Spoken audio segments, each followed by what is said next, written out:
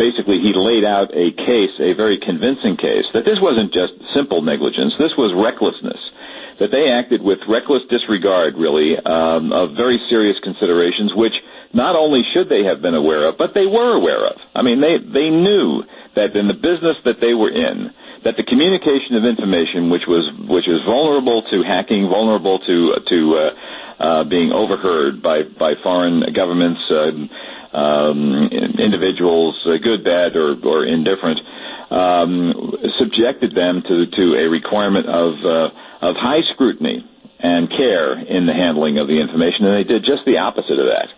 And the other thing that really bothers me about all of this is that they have, the FBI, or at least Comey has, dismissed somewhat out of hand here the destruction of the 30,000 pages of emails, which Hillary has said were all personal emails, and therefore they weren't property of the department, and therefore should not have been turned over to the department. Mm-hmm. He dismisses this out of hand as, well, we looked at the lawyers who did all of this examining and sorting out, and we found nothing in what the lawyers did to suggest that they acted inappropriately.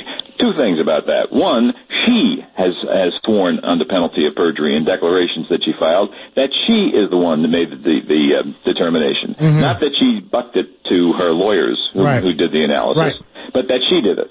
So there's an issue of perjury there. The second thing is, if the lawyers were given the responsibility for doing this, that's a waiver of the attorney-client privilege. Were those lawyers examined by the FBI? Were they examined on the extent of the conversations that they had with her? Because none of those conversations are privileged anymore. And what did they know about those, or find from those discussions? And especially, did anything about those discussions suggest that, while it may not have been hiding classified information that should have been disclosed, that it may have been hiding information that related to her sort of duality in working on behalf of her husband's Clinton Foundation at the same time she was acting as Secretary of State.